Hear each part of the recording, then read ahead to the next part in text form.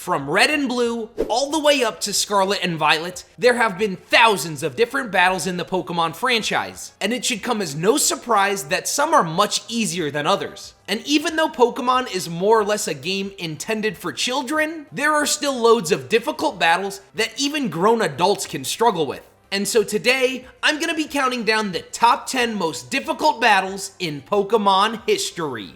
Let's not waste any time and get right into the rankings here. In 10th place is the battle with Brock in Pokemon Yellow.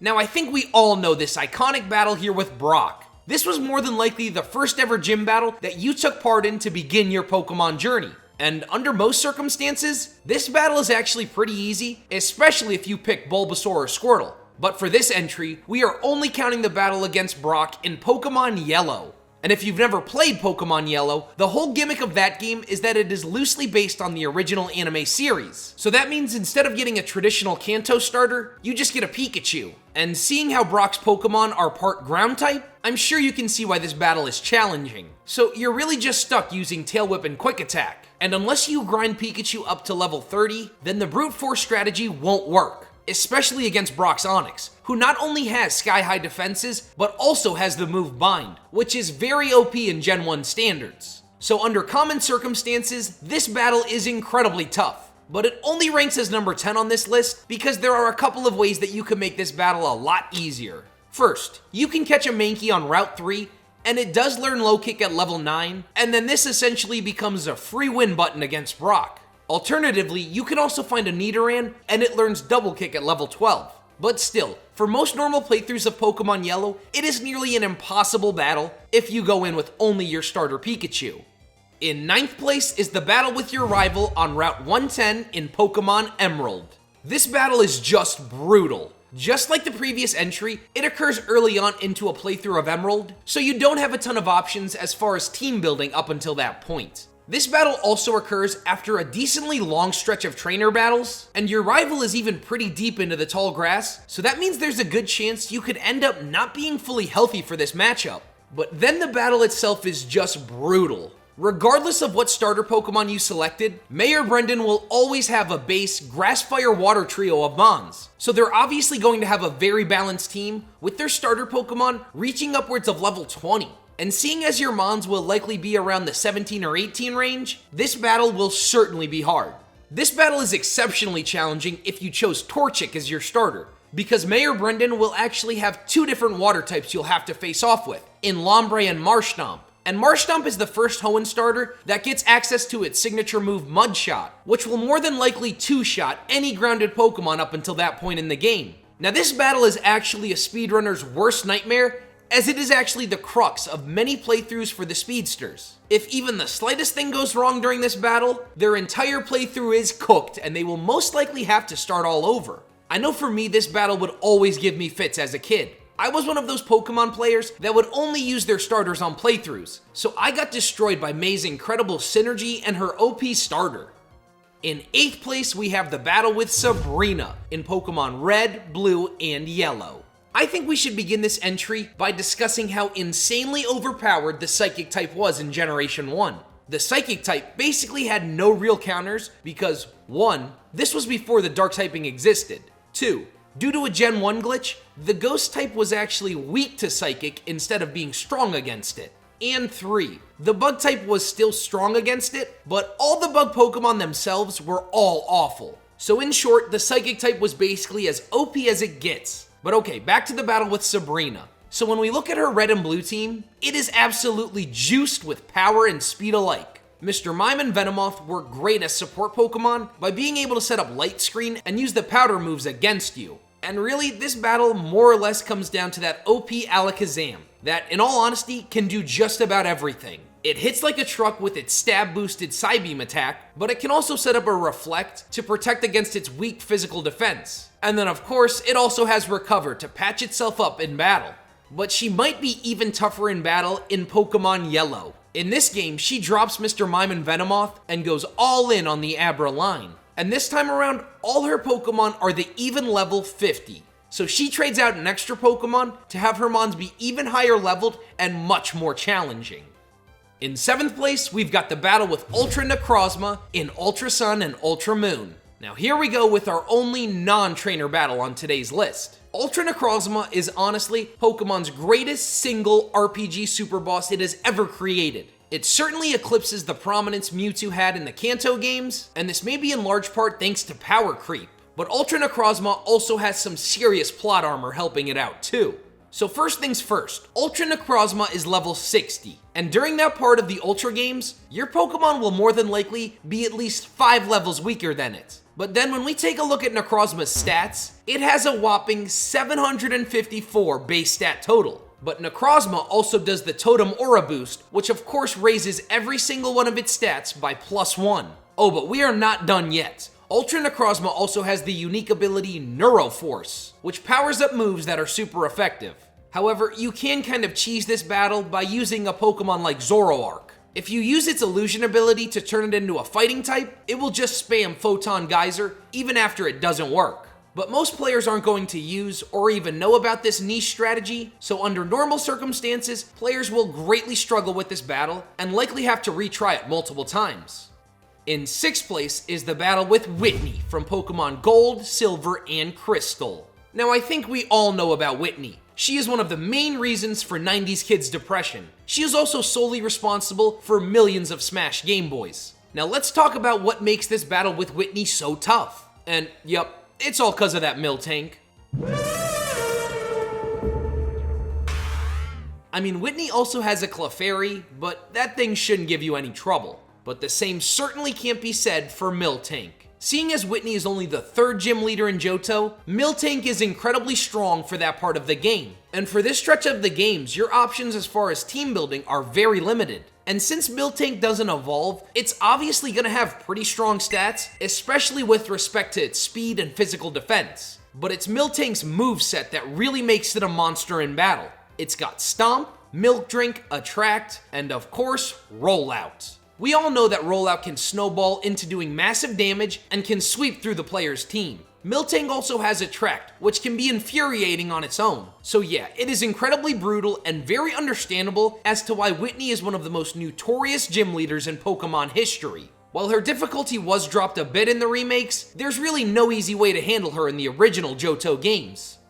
In 5th place, we have the battle with Kieran in the Indigo Disc Championship.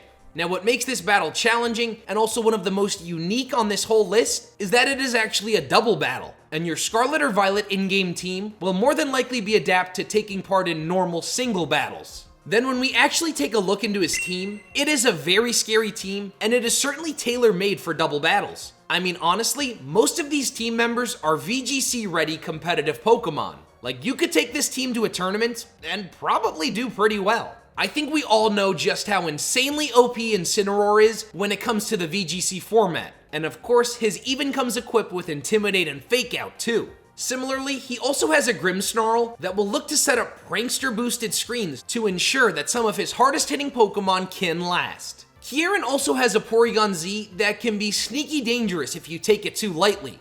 The last Pokemon of note here is Hydrapple. I don't really think it's going to sweep through your team, but it can certainly be hard to take down as it does have an Assault Vest. And this Hydrapple will also Terastallize right away into a fighting type. So all in all, Kieran is a surprisingly tough battle, mostly due to his versatile team. In 4th place is the battle with Red in Heart Gold and Soul Silver. Here in the 4th spot is probably the most iconic battle in the history of Pokemon. The epic battle with Red atop Mount Silver is what turned boys into men. I'm really only going to talk about the matchup with Red in Heart Gold and Soul Silver because I believe he's even tougher to beat in the remakes. But just know, most of the same points made in this entry apply for the original battle too. So Red's team is obviously quite well balanced, as he has the 3 Kanto starters as well as a Pikachu, Snorlax, and Lapras. But it's not really his team composition that makes him that tough. The thing that makes Red one of the hardest battles in Pokemon history is the level of his Pokemon. All of Red's Mons are level 80 or higher, with his leadoff Pikachu reaching level 88 and taking the title of the highest level Pokemon owned by any NPC ever. And that Pikachu even comes equipped with a Light Ball to juice its stats even higher. Now it's no surprise that the level curve in the Johto games are just awful, and it is very hard to level grind as well. By the time you have all 16 badges, your team will probably be no higher than level 60. And I mean, realistically, if you don't want to level grind, then your best bet against this Kanto champion is to just spam full restores and revives. There's really not all that much to this battle. Red is just an absolute force of nature and will more than likely send you back down the mountain multiple times. In third place, we have the battle with Greevil from Pokemon XD Gale of Darkness. We've got a fun one here with Greevil. A battle that you might not have taken part in, and maybe that's for the best, because it is absolutely brutal. Greevil should just cut the first 3 letters of his name, because he is EVIL. If you're unaware of the mechanics in XD, you're actually supposed to capture opponents' shadow Pokemon, to then ultimately purify them and return them back to normal. There's that, and every battle in this game is a double battle. And side note, these GameCube games are actually quite fun, and I definitely recommend playing them if you haven't. But okay, back to the battle. So Greevil's team is entirely comprised of Shadow Pokemon, and in XD, Shadow Pokemon's attacks are always super effective against non-Shadow Pokemon. So you have to battle against a full team who only uses super effective attacks against you. But then his team composition is also just as insane. He uses a Rhydon, Tauros, Executor, and then the 3 legendary birds. And yes, of course in battle, you can just try and take these mons down in traditional fashion, but the real challenge here is trying to capture all 6 Pokemon. As a quick reminder, all 3 legendary birds have a capture rate of 1.6%, and you've got to do that 3 different times in the same battle, while also capturing 3 other Pokemon, while also taking super effective hit after super effective hit. There is really no easy way to cheese this battle, and honestly, your best chance against Greevil is to bring a ton of revives and full restores. And for this battle, more than any other on this list, you're definitely gonna need a bunch of luck on your side. In second place, we have Cynthia, from any battle against her ever. Here in the penultimate spot, we find ourselves with the queen of the Pokemon world. And let's be brutally honest here, every battle with Cynthia is incredibly tough. Whether it be Diamond, Pearl, or Platinum, or the BDSP remakes, or even that one house in Undella Town. I think we all know just how imposing and scary Cynthia can really be. Let's start with her Gen 4 battles. In every iteration of this battle, she starts off with a Pokemon that has no weakness. Then she also has a sneaky strong Milotic that has a ton of bulk, and it can even catch your special attackers off guard with Mirror Coat. And the rest of her team is very well balanced in just about every game. But I think we all know what the toughest part of the battle with Cynthia is. The Garchomp. The Garchomp that certainly will be at least 6 levels higher than your strongest Pokemon. The Garchomp that never seems to miss with Dragon Rush. The Garchomp that will certainly sweep through your team. Cynthia absolutely broke my heart in my first ever Sinnoh playthrough, and I'm certain she's gotten to you at least once. And what's crazy is Cynthia becomes even more powerful in the Sinnoh remakes. While Brilliant Diamond and Shining Pearl are much easier than the originals, the champion battle with Cynthia is significantly tougher. Here, all of her Pokemon are EV trained, equipped with items, and fully using competitive sets. I mean, that Milotic gets even more bulky thanks to its Marvel scale. To put it quite simply, Cynthia will always be terrifying. But the hardest battle in Pokemon history is the battle with Volo in Legends Arceus. This battle is insanely tough because, well, it's just straight up unfair. This bum Volo uses 8 different Pokemon, including Giratina, twice! Now if you don't know, Volo is an ancestor of Cynthia, and ironically, his team is very similar to hers. So that means it's a very diverse and well-balanced team. And of course his base team on its own can be pretty challenging. It's having to fight that Giratina twice without healing that makes this fight so insanely tough. Well, there's that, and the battling mechanics for Legends Arceus are very janky. For most of PLA, you really won't have any trouble with any real trainer battles. But here with Volo, the difficulty jumps straight to an 11. Personally, I had to use a bunch of trial and error with agile and strong style attacks, and of course I had to bring a lot of healing items to finally take him down. This is most certainly the toughest battle in Pokemon history, as it's essentially 3 battles in one.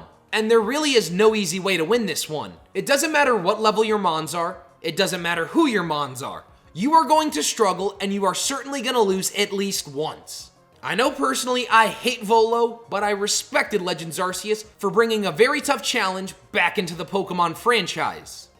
Well guys, that's that. That's what I believe are the 10 toughest battles in Pokemon history. Please drop a big like on this video if you enjoyed, and make sure you let me know what battle you struggled with most in the comments section below. Thanks guys, and have a good one.